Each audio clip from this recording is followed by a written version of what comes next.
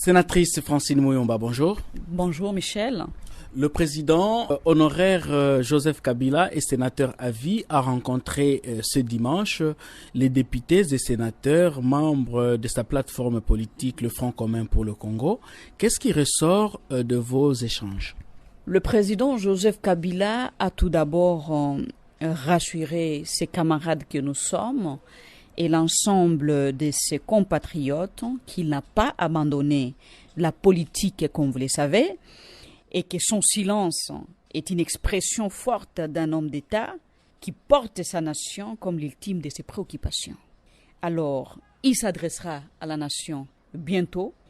Aujourd'hui, le pays est en disparition à cause du tribalisme, manque de cohésion et caporalisation des services de sécurité et de défense qui est censé travailler pour sauvegarder l'intégrité du territoire national au lieu de s'occuper des individus pour des fins politiciennes. Le président Kabila nous a également encouragés de demeurer dans la résistance contre une dérive dictatoriale, car le Congo nous appartient tous. Et pourquoi la résistance et non l'opposition? La résistance parce que nous sommes en face d'un régime dictatorial qui marche sur tous les principes démocratiques. Et comme vous le savez, dont les responsabilités et l'amateurisme menacent la disparition de notre nation, comme je venais de le dire tout à l'heure. Une plateforme comme la nôtre, qui avait gagné les élections législatives, ne peut pas faire l'opposition. Mais puisqu'il y a eu un coup d'État constitutionnel, nous devons résister jusqu'à ce que les vraies élections nous départagent. Car il y a eu une usurpation par corruption d'une majorité en pleine législature. La CENI vient de convoquer l'électorat le même dimanche. Est-ce que vous vous inscrivez dans la logique du processus électoral en cours?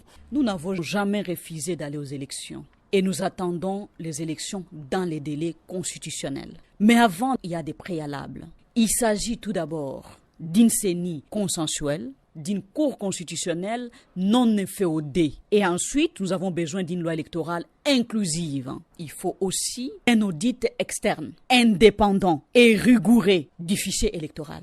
À 5 mois de la tenue des élections, tout ce que vous revendiquez sont presque irréalisables. Vous inscrivez-vous dans une logique du glissement ou de la politique de la chaise vide comme l'a fait l'UDPS en 2006? Michel, nous rappelons tout d'abord que le délai constitutionnel est non négociable.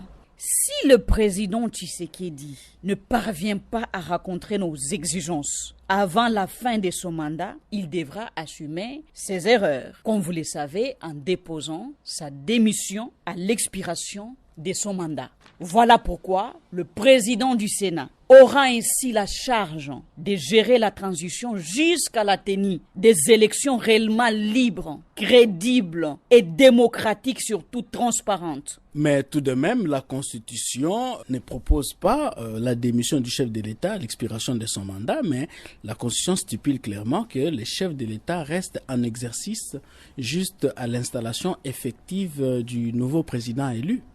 Bien évidemment, cher Michel, en juriste que je suis tout à fait d'accord avec vous. Mais une chose qu'il faut rappeler ici, nous ne pouvons pas admettre à ce qu'une situation entretenue par manque de volonté politique puisse pénaliser toute une nation. Les revendications du FCC ne datent pas d'aujourd'hui.